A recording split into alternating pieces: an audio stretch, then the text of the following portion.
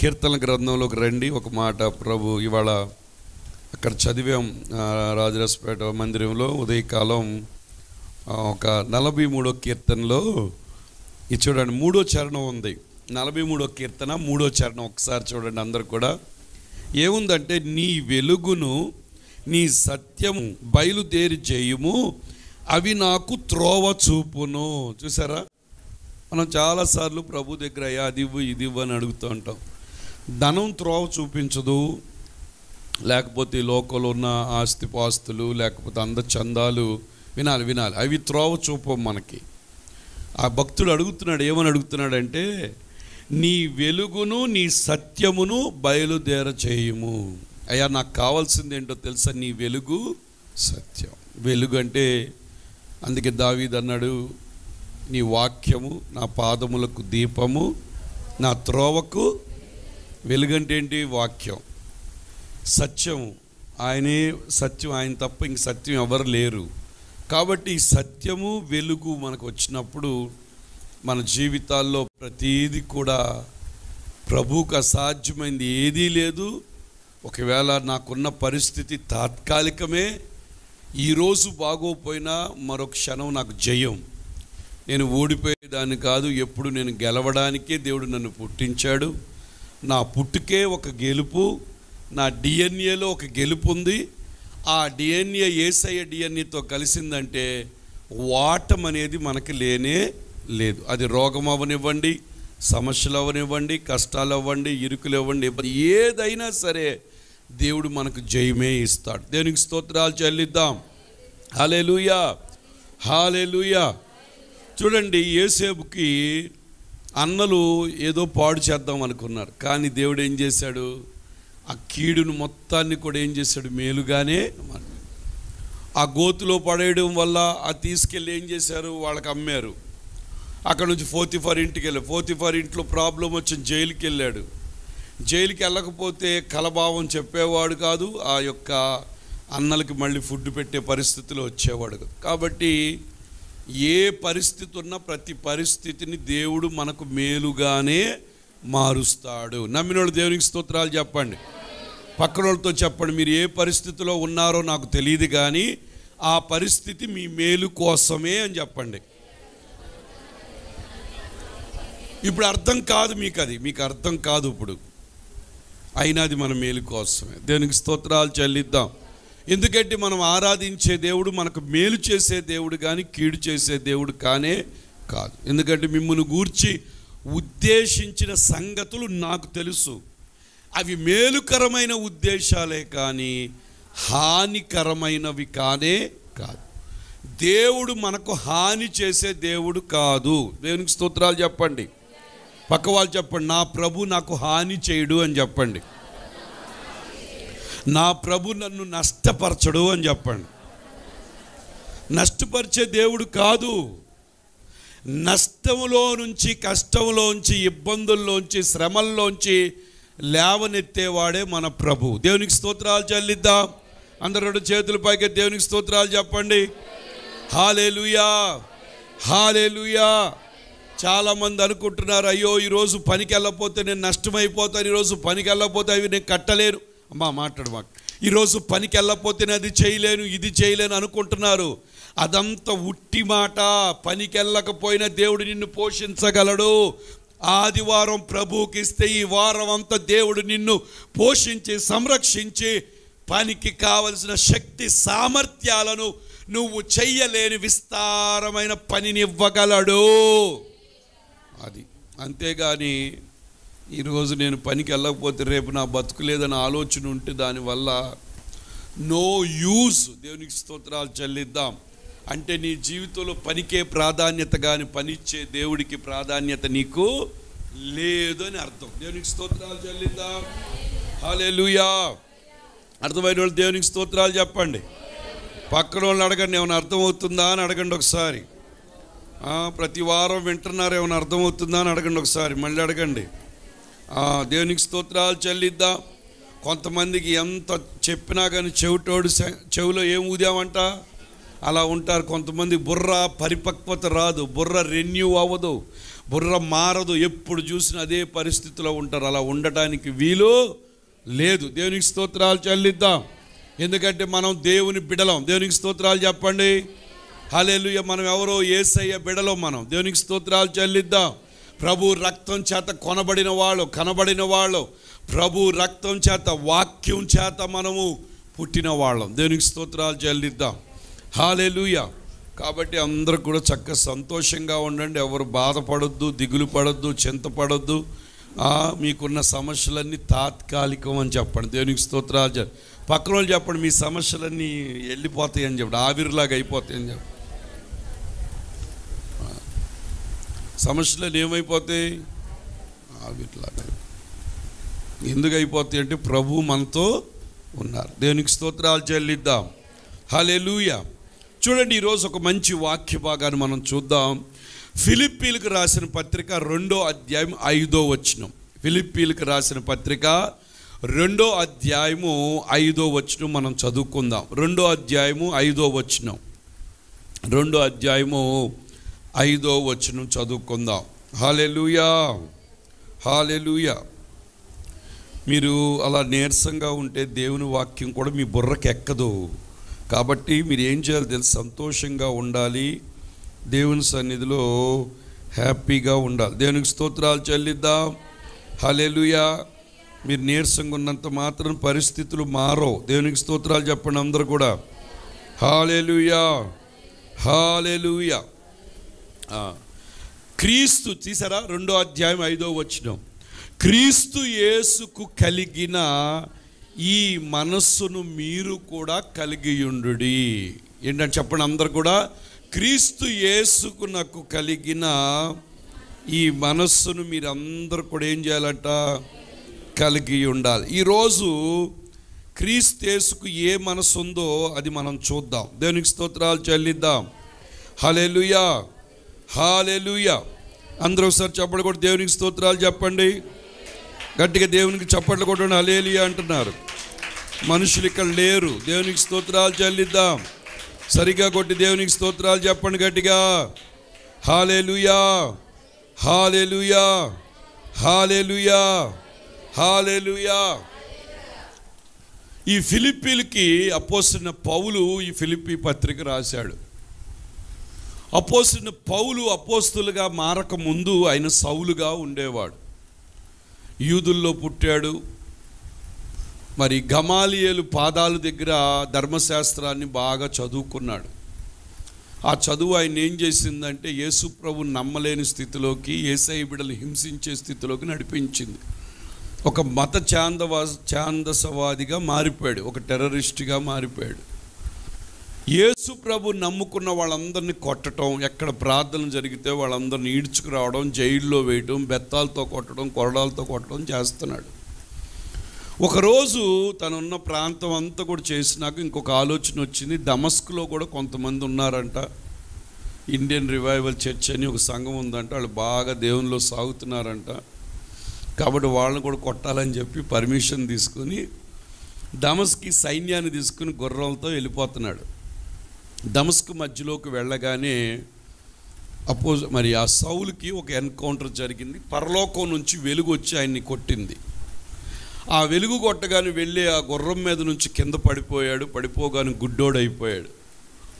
అయిన తర్వాత ఒక స్వరం వినపడింది, సౌలా సౌలా నన్ను నేల నువ్వు హింసించుచున్నావు అని చెప్పగానే, నువ్వు ఎవడవి అన్నాడు. అనగానే నీవు హింసించుచున్న దేవుడు. అంటే సౌలు దేవుణ్ణి హింసించలేదు, కానీ దేవుని నమ్ముకున్న బిడలు ఆయన సంఘాన్ని హింసించాడు. కాబట్టి ప్రభు పర్సనల్గా తీసుకున్నాడు. దేవునికి స్తోత్రాలు చెల్లిద్దాం. కాబట్టి ఎవరైనా దేవుని బిడ్డలను హింసించినా, దేవుని బిడ్డలను పాడు చేసినా, దేవుని బిడ్డలకు వ్యతిరేకంగా ఉన్నా వాళ్ళకే నష్టం, కానీ వీళ్ళకి ఎంత మాత్రం కూడా నష్టం అనేది ఉండదు. ఎందుకంటే ప్రభు అన్నాడు, తన సంఘాన్ని హింసిస్తే, సంఘాన్ని బాధ పెడితే, సంఘాన్ని ఏమన్నా అంటే దేవుడు ఎంత మాత్రం ఊరుకోడు. ఖచ్చితంగా పౌలును కొట్టినట్టుగా నిన్ను కూడా కొడతాడు. దేవునికి స్తోత్రాలు చెల్లిద్దాం. చాలామంది ఈ రోజుల్లో చేస్తున్నారు. కాబట్టి దేవుడు ఖచ్చితంగా పరిష్కారం ఆయన ఇస్తాడు. ఖచ్చితంగా ప్రభు ఊరుకోడు. సంఘాన్ని ఎంత పాడు చేయాలని ప్రయత్నం చేస్తే సంఘం పాడవలేదు ఇంతవరకు. సంఘం అంచెలంచెలుగా వృద్ధి అవుతూనే ఉంది. దేవునికి స్తోత్రాలు చెల్లిద్దాం. ఆ తర్వాత అననీయ అనే ప్రవక్తకి దేవుడు కనపడి, ఇదిగో ఆ సౌలు దగ్గరికి వెళ్ళమనగానే అననీయాకు భయం వేసింది. అయ్యా ఇదేంటి నాయన, ఆయన యొక్క చరిత్ర చూస్తే అందరిని కొడతా, ఆయన దగ్గరికి నన్ను వెళ్ళమంటున్నావంటే ఆయన అప్పట్లాగా లేడు, గుడ్డోడు అయిపోయాడు, నువ్వు వెళ్ళి ప్రార్థన చేస్తే కళ్ళు వస్తాయి అన్నప్పుడు అననీయ వెళ్ళి ప్రార్థన చేసి సౌలుకి మరి మళ్ళీ కళ్ళు వస్తాయి. తర్వాత అక్కడి నుంచి అరేబియా ప్రాంతానికి వెళ్ళి మరి దేవుని దగ్గర అనేక మరి వరాలనండి లేకపోతే ప్రత్యక్షతలు పొందుకొని 13 పత్రికలు రాశాడు. ఈ యొక్క బైబిల్లో చాలా గొప్ప అపోస్తులుగా మారిపోయాడు. దేవునికి స్తోత్రాలు చెల్లిద్దాం. యేసు ప్రభుతో తిరిగిన వాళ్ళకన్నా ఆయన ప్రభు యొక్క ప్రత్యక్షతలు పొందుకొని ఆయన అపోస్తులుగా మార్చబడ్డారు. దేవునికి స్తోత్రాలు చెల్లిద్దాం. ఆయన ఈ ఫిలిప్పీ పత్రిక రాశాడు. ఎక్కడి నుంచి రాశాడంటే జైల్లో ఉండి రాశాడు. దేవునికి స్తోత్రాలు చెల్లిద్దాం. యేసు ప్రభువారు పుట్టిన తర్వాత 60 సంవత్సరాలకి 62 సంవత్సరాల మధ్యలో ఈ పత్రికను ఏం చేశాడు, ఫిలిప్పీ పత్రిక రాయటం జరిగింది. దేవునికి స్తోత్రాలు చెల్లిద్దాం. 62 ఆ సందర్భంలో రాయటం జరిగింది. 62 యేసు ప్రభువారు పుట్టిన తర్వాత 60 సంవత్సరాలకి ఈ పత్రిక రాశాడు. రాసినప్పుడు దీంట్లో మరి 4 భాగాలుగా ఏమని ఉందంటే, మొదటిగా కృతజ్ఞత గురించి పత్రికలో చెప్పాడు. ఆ తర్వాత మరి ఎప్పుడు సంతోషంగానే ఉండండి అని చెప్పి అందరినీ కూడా ఎంకరేజ్ చేశాడు. ఎప్పుడు సంతోషంగాను, అందుకే ఈ ఫిలిప్పీ పత్రికలో ఆనందించుడి, మరలా చెప్తున్నాను ఆనండి. శ్రమలైనా, శోధనలైనా, ఇరుకులైనా, ఇబ్బందులైనా, కొంతమంది నీ మీద లేనిపోయిన మాటలు సృష్టించి కథలు అల్లుతారే, వాటిని బట్టి నువ్వు చాలా హ్యాపీగా ఉండాలి. దేవునికి స్తోత్రాలు చెల్లిద్దాం. వాళ్ళకి తెలియదు వాళ్ళు ఎంత తప్పు చేసుకుంటున్నారంటే లేని మాటలు పుట్టించడం ద్వారా వాళ్ళ బ్రతుకు లేని స్థితిలోకి వాళ్ళు వెళ్ళిపోతారు. దేవునికి స్తోత్రాలు చెల్లిద్దాం. కాబట్టి అది కూడా చెప్పాడు. తర్వాత మూడోది ఏం చెప్పాడు, దొంగ ప్రవక్తలు వస్తున్నారు, చాలా జాగ్రత్తగా ఉండండి. ఈ రోజుల్లో యూట్యూబ్ వచ్చినాక, సోషల్ మీడియా వచ్చిన ఎవరు చెప్పింది వాళ్ళు చెప్తున్నారు. ఏది పడితే అది బుర్రకెక్కించుకున్నాడు. దానివల్ల ప్రయోజనం లేదు. ఏదో ఎవరెవరో మాటలు దేవుని నడిపింపలేంది ఏదో చెప్తుండే పరిశుద్ధాత్మకు వ్యతిరేకంగా మాటలు విని చాలామంది భక్తిలో చెడిపోతున్నారు. చాలామంది భక్తి నియమంలోంచి బయటకు వచ్చేస్తున్నారు. అసలు ఈ దేవుడు ఉన్నాడా లేడనే స్థితిలోకి తీసుకెళ్ళిపోతున్నారు. కాబట్టి ఆ చెత్తను బుర్రకి ఎక్కించుకోవద్దు. బైబిల్ చదవండి. అలాగే వెళుతున్న మందిరానికి సంఘ కాపరి మాటలు విని ఆ భక్తిలో నడిచి పరలోక రాజ్యం వెళితే చాలు, వేరే మనకు అవసరం లేదు. దేవునికి స్తోత్రాలు చెల్లిద్దాం. నాలుగోదిగా ఏం చెప్పాడంటే ఈ పత్రికలో రాశాడు, ఆ ఒకే మనం చదివి ఏమన్నా తెలుసా, క్రీస్తు యేసునకు కలిగిన ఈ మనస్సును మీరు కలిగి ఉండుడి. దేనికి స్తోత్రాలు చెల్లిద్దాం. ఒకప్పుడు వేరే మనసుతో మనం బ్రతికాం. ఒకప్పుడు మన మనసు, మన మైండ్ ఎలాగుండేదంటే ఎప్పుడు కూడా మనం అపవాది కింద ఉన్నాం కాబట్టి, సాతాను కాడి కింద ఉన్నాం కాబట్టి మన మనసు ఎప్పుడు కూడా తక్కువ స్థితిలో ఉండేది. ఎప్పుడు కూడా లోక సంబంధమైన శరీర కార్యాలను ఆధారం చేసుకుని బ్రతుకుతూ ఉండేవాళ్ళం. దేవునికి స్తోత్రాలు చెల్లిద్దాం. ఏమనో తెలుసా, గాసిప్ అంటారు. అంటే ఒకళ్ళ మీద చాడీలు చెప్పడం, లేని దాన్ని ఉన్నదాన్ని పుట్టించి బ్రతకడం. ఒకప్పుడు అలాంటి మనసు, లేకపోతే ప్రద్దాక అడుక్కునే స్థితిలో ఉండడం. ఎప్పుడు కూడా మంచి పలికే నోరు లేదు. ఎప్పుడు కూడా చెడు మాటలు పలకడం, నీ బ్రతుకుని పాడు చేసే విధముగానే ఎప్పుడు కూడా నీ నోట్లోంచి మాట్లాడుకోవడం. ఎందుకో తెలుసా, ఒక మనిషి జీవితానికి చుక్కాని, ఒక పడవకి ఏ విధంగా అయితే ఆ ప్రొపెల్లర్ ఉంటుందో, అలాగే విమానానికి తోక అటు ఇటు కదిలినప్పుడు పైన అలా మనకు కనబడుద్ది. అది కదిలినప్పుడు విమానం డైరెక్షన్ ఎలా మారుతుందో, మనిషి జీవితానికి నాలిక, మాటలు కూడా నీ యొక్క జీవితానికి ఆధారం అయి ఉన్నాయి. దేవునికి స్తోత్రాలు చెల్లిద్దాం. నువ్వు ఏది పలికితే ఆ స్థితిలోకి నువ్వు వెళతావు. దేవునికి స్తోత్రాలు చెల్లిద్దాం. పక్కన చెప్పండి, నీ బ్రతుకుకి దారి మళ్ళించేది, నడిపించేది నీ నాలికే అని చెప్పండి ఒకసారి. నీ మాటే, నీ మాటే, నీ మాటే. ఎందుకంటే జీవ మరణములు, జీవము మీద ఆశ ఉంటే జీవం వస్తుంది. మరణం మీద, నీ బ్రతుకు నాశనం మీద నీకు ఆశ ఉంటే అదే నీ దగ్గరకు వస్తుంది. కాబట్టి మనిషి జీవితానికి చుక్కాని, మనిషి జీవితానికి ప్రొపెల్లరు, మనిషి జీవితాన్ని నడిపించడానికి మానవులకి ఏంటంటే ఈ నోరు చాలా ప్రాధాన్యత కలిగినది. దేవునికి స్తోత్రాలు చెల్లిద్దాం. మనం ఇక్కడ చూసాం ఏమనంటే క్రీస్తు యేసునకు కలిగిన ఈ మనస్సు కూడా మీరు కలిగిండు. ఒకప్పుడు మన మనస్సు అపవాది చేత నడిపించబడింది. అపవాది ఎప్పుడు కూడా లేదు, నీ బ్రతుకు ఇంతే, నీ జీవితం పైకి రాదు, ఆ రోగం నిన్ను చంపేస్తుంది, నీ జీవితం ఇంకెప్పుడు ఉపయోగపడదు, నువ్వు వేస్ట్ ఫెలోవి, ఈ భూమి మీద భారంగా ఉన్నావు, ఇది కార్యాలు జరగవు అని ఎప్పుడు కూడా నెగిటివే మాట్లాడేవాళ్ళు. ఒకప్పుడు ఏ రోజైతే ప్రభుని సొంత రక్షకుడుగా స్వీకరించావో నీ మైండ్లో పరివర్తన రావాలి. దేవునికి స్తోత్రాలు చెల్లిద్దాం. ఈరోజు జరిగిన విషయం ఏంటంటే రక్షణ పొందామని చెప్పుతూ మైండ్ మాత్రం అపవాదితోనే నడిపించబడుతున్నారు. అందుకే వాళ్ళు జీవితంలో దేవుని అనుకున్న స్థితిలో, నువ్వు అనుకున్న స్థితిలోకి రాలేకపోతున్నావు. అక్కడే ప్రాబ్లం జరిగింది. పైకి భక్తి అంటున్నావు, కానీ నీ మాటలు చూస్తే ఎలాగున్నాయి తెలుసా? అపవాది సంబంధించిన మాటలే. అందుకే నువ్వు ఎప్పుడు అడుక్కునే స్థితిలో ఉంటున్నావు. నేను ఈ మాట మాట్లాడుతూ తప్పు అనుకోమాకండి.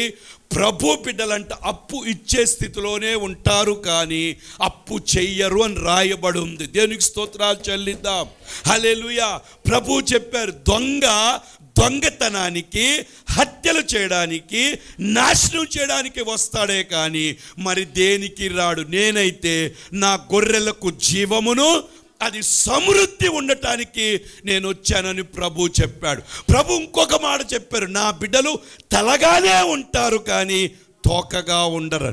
ఈరోజు తోకసం, పైకేమో తల అన్నట్లుగా ఆదివారం నటిస్తున్నావు, సోమవారం నుంచి నీ నోట్లో వచ్చే ప్రతి మాట ఏంటో తెలుసా? తోక సంబంధమైన మాటలే. దేవునికి స్తోత్రాలు చెల్లిద్దాం. అంటే దాని అర్థం ఏంటి? నీ మైండ్ ఇంకా మారలేదు, నీ మైండ్ ఇంకా మారలా. పైకి మార్చావు కానీ లోన మాత్రం ఏమైందో తెలుసా? మైండ్ అదే స్వభావంతో ఎప్పుడు కూడా లేదనే మాట. ఎప్పుడు చూసినా లేదు లేదు లేదు లేదు. ఎవరి దగ్గర నేను తీసుకుందామా, ఎవరి దగ్గర నేను చేద్దామా, ఎవరిని కొట్టేద్దామా, ఎవరి దగ్గర లాగేద్దామా, ఇదే ధ్యాస. లేకపోతే ఎవరి మీద ఏం చెప్తామో ఈ చాడి, ఇదే బతుకుతున్నామంటే నేను ధైర్యంగా చెప్తున్నాను సేవకుడుగా, ఇంకా దెయ్యపు కాడి కింద నువ్వు ఉన్నావు. దేవునికి స్తోత్రాలు చెల్లిద్దాం. అందుకే అపోస్తలుడు పౌలు అంటున్నాడు ఏమనో తెలుసా? మీరు క్రీస్తు యేసుకు కలిగిన ఏ మనస్సు, ఈ మనస్సు అన్నాడు. ఏ మనస్సు అది నేను చెప్తాను. ఈ మనస్సును మీరు కలిగి ఉండుడి అన్నాడు. దేవునికి స్తోత్రాలు చెల్లిద్దాం. హల్లెలూయా, హల్లెలూయా. కాబట్టి ఒక మనిషి జీవితంలో రావాల్సింది బాహ్యంగా తెల్ల చీర కట్టుకొని, బాహ్యంగా నగలు తీసేసి, బాహ్యంగా పరిశుద్ధంగా ఉండడం కాదు. బాహ్యం మారినా మారకపోయినా నీ మార్పు ఎక్కడో తెలుసా? మైండ్లో రావాలి. చెప్పండి కూడా దేవునికి స్తోత్రాలు చెప్పండి. పక్కన వాళ్ళు చెప్పండి, మైండ్ మారాలి అని చెప్పండి. ఏం మారాలి? ఏం మారాలి? కొంతమందికి మైండ్ మారదు. పైకి మార్చినంత మాత్రం ఉపయోగం లేదు. వైఎస్ఆర్ కాలనీ అని ఉంది, ముఖ్యమంత్రి గారు అనుకున్నారు ఆయన, అయ్యో పిల్లలందరూ కాలువొడ్లు పక్కన ఉంటున్నారు, రోడ్లు పక్కన ఉంటున్నారు, ఎక్కడో ఖాళీ స్థలాల్లో పాకలేసుకుంటున్నారు, ఒక్క హైజీన్ లేదు, శుభ్రత లేదు, కాబట్టి వీళ్ళందరికీ ఒక మంచి కాలనీ కట్టిద్దామని కట్టించాడు. ఆయన పై రూపాన్ని మార్చగలిగాడు కానీ వాళ్ళ బ్రతుకులు మార్చారా? బిల్డింగులు చూస్తే చక్క సుందరంగా, మేక్ కూడా స్ట్రాంగ్గా ఉంది, కానీ లోనున్న మనుషులు ఎలాగున్నారో తెలుసా?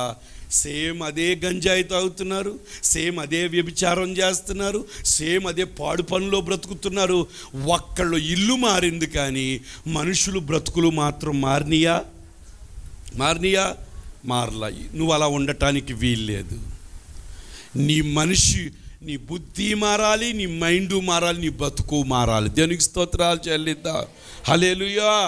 అప్పుడే దేవుని కార్యాలు నువ్వు చూస్తావు. దేవునికి స్తోత్రాలు చెల్లిద్దాం. అందుకేంటో తెలుసా? ఒక క్రైస్తవ జీవితం ఒక విజయకర జీవితంగా జీవించాలి అంటే ఖచ్చితంగా వినాలి. ఖచ్చితంగా ఏముండాలో తెలుసా? క్రీస్తు సంబంధమైన మనస్సు నీకు రావాలి. అర్థమైందా? అందరు చెప్పండి. ఒక క్రైస్తవ జీవితం, యేసును వెంబడించే జీవితం, ఒక విక్టోరియస్ లైఫ్ అనండి. ఒక ఓడిపోని జీవితం కావాలి అంటే మనకు యేసయ్య మనస్సు మనకు రావాలి. దేవునికి స్తోత్రాలు చెల్లిద్దాం. హల్లెలూయా. పక్కన యేసయ్య మనసు లేకపోతే నువ్వు చెత్తే అని చెప్పండి. చెత్తను అగ్నిలో కాల్చటం గ్యారంటీ, నరకానికి పోవటం గ్యారంటీ, దాంట్లో తిరగలేదు. అందుకే పైకి భక్తి గలవారమని చెప్పుకుంటూ దాని శక్తిని అంటే ఏం చేస్తున్నారు? ఆశ్రయించట్ల. అందుకే అపోస్తలుడు పౌలు ఏమన్నాడు తెలుసా? నీ మాటలాపు, నీ శక్తి చూపించు. నువ్వు దేవుని పెట్టావు కదా, 10 సంవత్సరాల నుంచి ప్రార్థన చేస్తున్నావు కదా, ఈ కార్యాలు ఏం పొందావు? లాస్ట్ వీక్ దేవుడు ఏం చేశాడు? పోయిన నెల ఏం చేశాడు? ఏది నీ కార్యాలు అడిగితే ఏమో కాదు. కార్యం పొందకపోవడానికి కారణం ఏంటో తెలుసా? క్రీస్తు మనస్సు నీకు లేదు. ఆ మనస్సు ప్రవర్తించే విధంగా నువ్వు ప్రవర్తించట్లేదు కాబట్టి నీ జీవితంలో నో కార్యం. ఎప్పుడు చూసినా పాత ఎలాగున్నావో అదే స్థితిలో నేను ఉంటున్నావు. దేవునికి స్తోత్రాలు చెల్లిద్దాం. హల్లెలూయా, హల్లెలూయా. అది శారీరకంగా అయినా, అది ఆత్మీయంగా అయినా, అది ఆర్థికంగా అయినా, అది కుటుంబపరమైన అన్నిట్లో కూడా ప్రియుడా ఆత్మలో వర్ధిల్లుచున్న ప్రకారము అన్ని విషయాలు, చెప్పండి, అన్ని విషయాలు ఏమవ్వాలి? పతనం అవ్వాలా? అన్ని విషయాల్లో మొదటిగా నా నీతిని, రాజ్యాన్ని వెతకండి, సమస్తము కూడా మీకేమవుతుంది? అనుగ్రహించబట్టలేదంటే నువ్వేదో వదిలేసావు. పైకి భక్తిగా నటిస్తున్నావు, కనబడితే స్తోత్రం అమ్మేనంటావు, దీర్ఘ ప్రార్థన చేస్తున్నావు, బతుకులో మార్పు అనేది కనబడట్లేదు. దేవునికి స్తోత్రాలు చెల్లిద్దాం. హల్లెలూయా, హల్లెలూయా. ఆ విధంగా ఉంటే ప్రయోజనం ఎంత మాత్రం కూడా లేదు. దేవునికి స్తోత్రాలు చెల్లిద్దాం. ఏ మనస్సుని మనం ఆలోచిస్తే మైండ్ ఆఫ్ క్రైస్ట్ ఏంటి, అసలు దేవుని మైండ్ ఏంటని చూస్తే ఆ మైండ్కు ఉండే కొన్ని లక్షణాలు అంట. మొదటగా యాటిట్యూడ్లో డిఫరెంట్ ఉంటుంది. యాటిట్యూడ్ అంటే ఏంటి? యాటిట్యూడ్ అంటే ఏంటి చెప్పండి? ఏం భలే యాటిట్యూడ్ చూపిస్తుంది అన్నాడు. ఏంటి? పొగరు కాదు. యాటిట్యూడ్ అంటే ప్రవర్తనలో మార్పు కనబడదు. చాలామంది అంటారు ఆ పిల్లకి భలే యాటిట్యూడ్ అండి, అసలు ఏంటో పెద్ద ప్రవర్తన. రెండోది హ్యూమిలిటీ. ఏది యేసయ్య మైండ్ అంటే ప్రవర్తన, తగ్గింపు, విధేయత, ప్రేమ. ఇవి యేసయ్య మైండ్. ఇంకా చాలా ఉన్నాయి కానీ కొన్ని మీకు చూపిస్తున్నాం. దేవునికి స్తోత్రాలు చెల్లిద్దాం. హల్లెలూయా. యేసయ్యను నమ్ముకున్నాక నీ ప్రవర్తన ఎలాగుండాలో తెలుసా?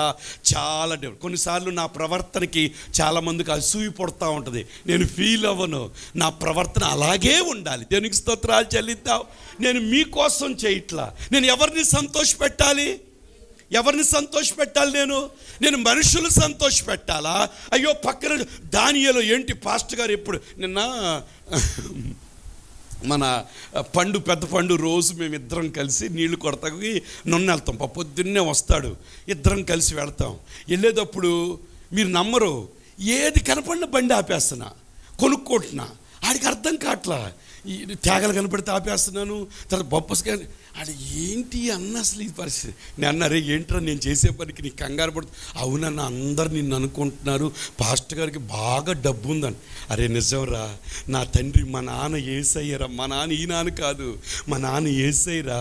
మా నాన్న రోడ్లు బంగారపు రోడ్లు రా. ఆయన మనసులాగా నేను ఉండాలిరా. నేను అలా ఉండకపోతే నా దేశానికి అవమానం రా. నేను ఆ దేశ రాయబారిని రా.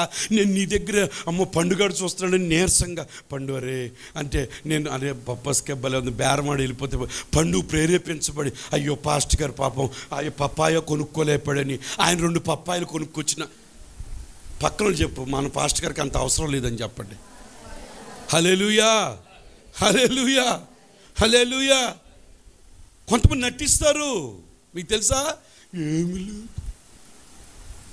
అది దేవుని యేసయ్య కూడా మన దగ్గరకు వచ్చి, ఇదిగో వసంత, నువ్వు ఎంత ప్రార్థన చేస్తున్నావు, నాకైతే ఇవ్వాలని ఆశ ఉంది కానీ నా దగ్గర అంటాడు యేసయ్య. ఏమంటాడు? అడిగిన దానికన్నా, ఊహించిన దానికన్నా మీ తలంపులు నా తలంపులు వంటివి కాదు. మీ ఆలోచనలు దేవుని ఆలోచనలు ఆకాశం భూమి కాదు. నువ్వు 10 అడిగితే దేవుడు ఎలాంటోడో తెలుసా? ఒక మాట అండి, ఇప్పుడు సన్నీ వచ్చి డాడీ 5 రూపీస్ అను. సన్నీ అంటే ఇష్టం అనుకోండి, డాడీ ఎంత ఇస్తాడు? 2 రూపాయలు ఇచ్చి వెళ్ళరా అంటాడా? నిజంగా సన్నించుడు నా కొడుకు అని చెప్పి మా శేఖలోళ్ళు అనుకుని అంత, అరే మా వంశూరా నువ్వు అని చెప్పి బొగ్గలేసుకుని భలే తయారవుతున్నావు అని వెంటనే 50 తీసి ఏం చేస్తాడు? కొనిస్తాడా లేదా? ఒక తండ్రికే కొడుకు ఇష్టమై చేస్తే, ఇప్పుడు పరలోక తండ్రికి నువ్వు ఆయన ఆలోచనలుగా మాట్లాడుతూ, ఆయన తలంపులుగా మాట్లాడుతూ, ఆయన మైండ్ లాగా లేని చోట ఉంది అని ప్రభువుని ఆధారం చేసుకుని బ్రతుకుతుంటే ప్రభు చేయడా? దేవునికి స్తోత్రాలు చెప్పండి. నీ పక్కన నీ మైండ్ మారినంతకాలం నీ బ్రతుకు మారదని చెప్పండి. కొంతమందికి దేవుని చేతిలో పెట్టడానికి మైండ్ రాదు. వాళ్ళ మైండ్ ఏంటో తెలుసా? ప్రభు చేతిలో పెడితే నాకేముండదని. కానీ యేసయ్య మైండ్ ఏంటో తెలుసా? ఇవ్వుడి ఇవ్వబడును, అనిచ్చి కుదిలించి దిగజారునట్లుగా మనుషుల్ని ఒళ్ళో కొలుస్తారు. రెండోది ఏంటో తెలుసా? పేతురు అన్నాడు, అయ్యా మేము అన్నీ వదిలి నీ వెనక తిరుగుతున్నామంటే నా నిమిత్తము ఇండ్లైనను, అక్క చెల్లెండ్లైనను, అన్నదమ్ములైనను, తల్లిదండ్రులను విడిచిపెడితే ఈ లోకంలో 100 వాళ్ళను నిత్య జీవాన్ని కూడా పొందుతామని నా ప్రభు చెప్పాడు. కాబట్టి ప్రభు మనసు కలిగిన వాళ్ళు ఏం చేస్తారు? ప్రభు మాటే వింటారు. నువ్వు వింటలేదంటే నువ్వెవరి మనసు అంటే ఆదివారం ఊరికే దేవుడు మనసు వేసుకుని వస్తావు, కానీ తర్వాత కార్యాలు వచ్చేసరికి ఆ యాటిట్యూడ్ నీలో లేదు, ఆ బిహేవియర్ నీలో లేదు. ఎప్పుడు చూసినా లేదనిపించుకొని ఎవరి దగ్గర ఏదో సాధించాలని. నేను ఒక మాట చెప్తున్నాను, పక్కన వాళ్ళు చెప్పండి, అలా వచ్చేది చాలా తక్కువ అని చెప్పండి.